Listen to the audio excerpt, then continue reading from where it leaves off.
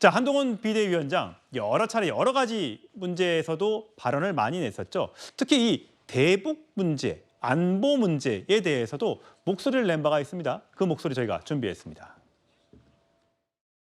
저는 평소에 대구 시민들을 대단히 깊이 존경해 왔습니다.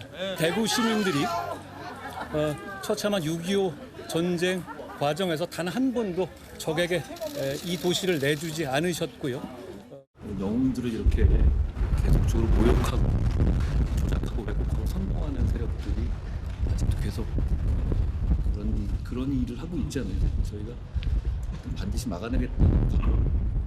서해 수호의 날에 북한에 대한 얘기 하나도 없이 일본 얘기하는 것 자체가 너무 이재명 대표답고요. 본인 스스로 가슴에 손을 얹고 반성하라는 말씀드립니다.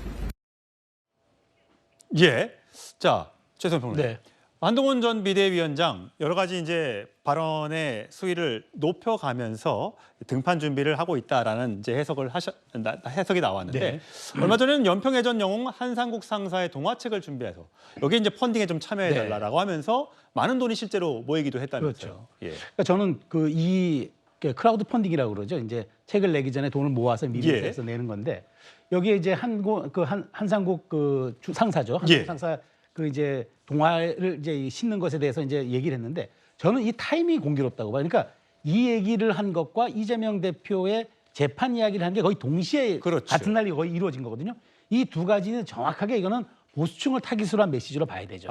특히나 이제 안보, 그다음에 이재명 대표 입장에서는 이제 이재명 대표 같은 경우에는 민주당이 차기 대권 주자지만 지금의 사법 질서를 형해화시키고 있다라는 그런 비판이 또 보수층에서 있기 때문에 이 두 가지를 안보와 그 불안감을 정확하게 겨냥한 저는 메시지라고 봐서 저는 이제 한동훈 위원장이 뭐 마음은 정해져 있는데 여기에 대해서 왜 이 안보와 이재명 대표의 어떤 사법 리스크를 두 가지를 겨냥했느냐 딱 이유는 하나죠. 지금의 당원 당규 룰이 뭐 당원 100%가 지금 70이냐 30이냐 그러니까 7대 3이냐 8대 2냐 8대 2냐 이게 거의 이제 정설이 됐는데 그렇다면 이제 당원 마음은 내가 확실하게 잡겠다라는 것으로 비춰지고 있고 여론전에서도 본인이 우위를 점하겠다 그런 이제 뜻으로 해석이 돼서 저는 어쨌든 안보와 이재명 대표의 사법 리스크 이 두 가지 두 마리 토끼를 동시에 겨냥한 한동훈 위원장의 전 메시지 타격감은 어찌됐든 6월 15일 전에 아마 저는 당권 도전 선언을 아마 하는 것으로 가닥을 잡지 않을까 그렇게 봅니다. 예, 김진욱 전 대변인. 어쨌든 한 7월 말쯤에 국민의힘 전당대회가 있을 것으로 예상되지 않습니까?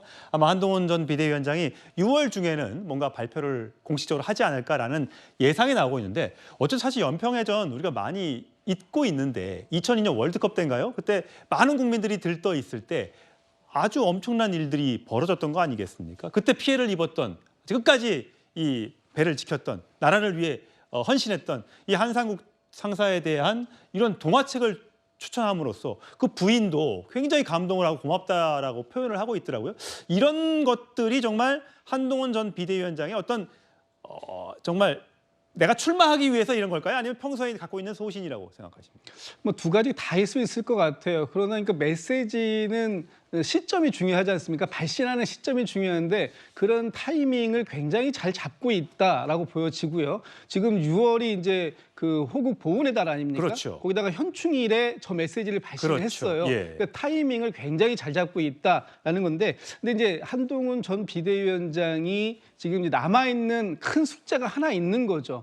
뭐 당원들에게 굉장히 좋은 안보라든지 아니면 보수 지지층을 겨냥해선 잘 하고 있는데 앞으로 최혜병 특검법을 어떻게 가져갈 건지 또 김건희 여사 특검법이 지금 야당에서는 줄기차게 요구를 하고 있고 지금 밀어붙이고 있는데 당대표가 된다면 이 부분을 어떤 스탠스로 가져가겠다라는 걸 명확하게 밝히는 그런 게 큰 숙제가 하나 남아 있어서 아마도 이제 다음 주 또는 이제 늦어도 다다음 주 안에는 한 열흘 정도 이내에는 출마 선언이 있을 것 같은데요. 그때 이 두 부분에 대해서 언론의 질문이 있을 것이고 거기에 답을 좀 준비해야 될 것 같습니다. 예, 아마 준비하고 있지 않을까 생각은 듭니다. 성치은 부의장.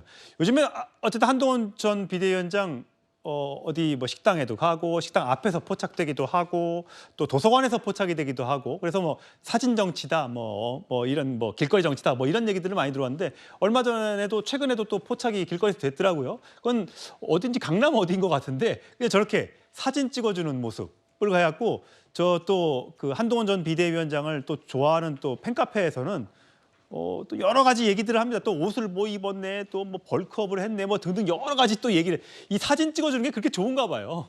뭐 본인 그 지지자들 입장에서는 한번 보면은 또 사진도 찍고 싶고 그런 것이고요. 뭐 그리고 보수 진영에서 지금 오랜만에 나온 팬덤이 있는 저게 어제라네요, 어제. 팬덤을 보유한 정치인 아닙니까? 그렇기 때문에 아마 보수 지지층에서도 뭔가 본인들도 이제 이런 인기 있는 정치인을 보유하게 됐다는 좀 그거에 좀 고조되어 있는 것 같고요. 저는 한동훈 위원장이 좀 빨리 등판을 해야 된다고 생각합니다. 뭐 10일 이렇게 다들 그 기한을 정해놓고 계신데 왜냐하면은 지금 보수 진영에서 제대로 된 목소리를 내는 사람이 없습니다. 그렇기 때문에 한동훈 전 위원장이 과연 이런 보수 진영에서 제대로 되지 못하는 목소리에 대해서 어떤 입장을 갖고 있는지 사실 중도층들은 그거에 대해서 궁금해하고 있는 것이거든요. 지금 한동훈 위원장이 메시지를 내는 거 보면은 좀 쉬운 이슈들, 정책 이슈들, 아니면 민주당에 대한 공격. 아까 김진욱 대변인께서 말씀하신 것처럼 지금 사실상 보수의 정치를 이끌어가겠다는 사람이라면 최혜병 특검 관련이라든지 김건희 여사 특검이라든지 이런 거에 대한 입장을 명확히 표명하는 것이 필요하기 때문에 좀 빨리 입장을 정리하셔서 나오는 게 필요하지 않을까 이렇게 보고 있습니다. 예, 최선 평론. 그런데 사실 한동훈 전 비대위원장이 나오면 당대표 될 것이다라는 이제 분석이 많은데 어쨌든 또 친윤 쪽에서는 또 다른 어떤 대항마를 세워야 된다. 그래서 뭐 쌍두 체제로 가야 된다. 집단지도 체제로 가야 된다. 뭐 등등 말들이 많았는데 하필이면 황우여 비상대책위원장이 그제 저녁에 함성득 정치대학원장을 만났는데 이게 이제 이재명 대표와 윤석열 대통령의 영수회담을 물밑에서 조율했던 비선 의혹이 있었던 인물이잖아요. 그럼 왜 만났을까?